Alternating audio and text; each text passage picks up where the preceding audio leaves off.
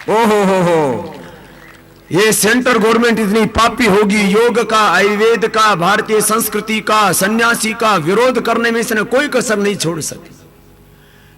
भारतीय भाषाओं का, भारतीय संस्कृति सभ्यता का, गौ माता का, भारत माता का, वेद माता का, जो भी अपनी संस्कृति के प्रतीक है उन सबको नष्ट करने में तुली। भगवान रामकृष्ण को तो ये मानते ही नहीं, बोले ये महापुरुष नहीं, वे रामायण महाभारत कोई काव्य नहीं है, तो उपन्यास है। भारतीय संस्कृति के सभी जो उच्च आदर्श मूल्य, संस्कृति, परंपरा, उनको नष्ट करने पर तुले। आदमी ने बोला इसे नशा और वासना में फंसा कर इसे खत्म कर दो, और राष्ट्र को षड्यंत्र के तहत गुलाम बनाने के लिए इस तरह का पूरा षड्यंत्र चक्रव्यूह रचा जाता है कि किसी के मन में भी स्वाभिमान बचे ही नहीं। मैंने कहा तुम कितना ही षड्यंत्र करते रहो, हम हिंदुस्तान को जगाएंगे, और मुझे खुशी है हिंदुस्तान जाग चुका है, पूरा हिंदुस्तान जाग। लिए यहाँ शिविर में जवान भी आते हैं, क्योंकि काला धन आएगा तो उनको सबको नौकरी मिलेगी, किसानों को, जवानों को, बच्चों को, पूरे हिंदुस्तान को, इन माँ बहन बेटियों को जब घर में बचत होगी, टैक्स को लगेगा नहीं, महंगाई कम होगी, तो इनने भी अच्छी साड़ी मिलेगी, अच्छी गाड़ी मिलेगी, अच्छे जेवरात मिलेंगे, खूब आनंद से जीना। थोड़े दिन और बस साल 6 महीने की बात है, क्योंकि इससे ज्यादा तो ये केंद्र सरकार चलने वाली भी नहीं है, क्योंकि इसके पापों का घड़ा भर चुका है, ये फूटने वाला है। और ज्यादा ना ही चले तो भी ठीक ही है।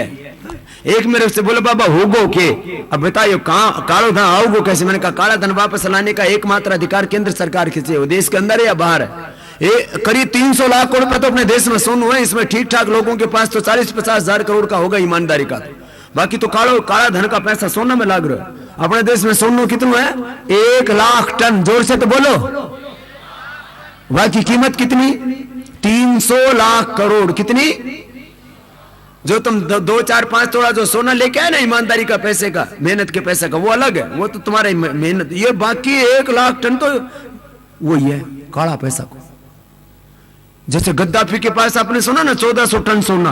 अब बताओ 1400 टन सोना, बाथरूम भी सोना को बना रखो, बाथरूम की टूटी भी सोना की, पिस्टल भी सोना की, वहां में गोली भी सोना की। बताओ इतने पागल हो जाते हैं, बावड़े हो रखे हैं ऐसे कुछ लोग। उन्होंने हिंदुस्तान लूट लिया है, ये तो सारा हिंदुस्तान। पर आएगा कैसे? काला धन वापस लाने का, भ्रष्टाचार के खिलाफ मजबूत लोकपाल से लेकर के कठोर कानून बनाने का और बने हुए कानूनों को लागू करने का अधिकार, इस व्यवस्था को बदलने का अधिकार, शिक्षा चिकित्सा कानून व्यवस्था को बदलने का अधिकार, भू संपदाओं को बचाने का अधिकार केवल और केवल केंद्र सरकार के पास है।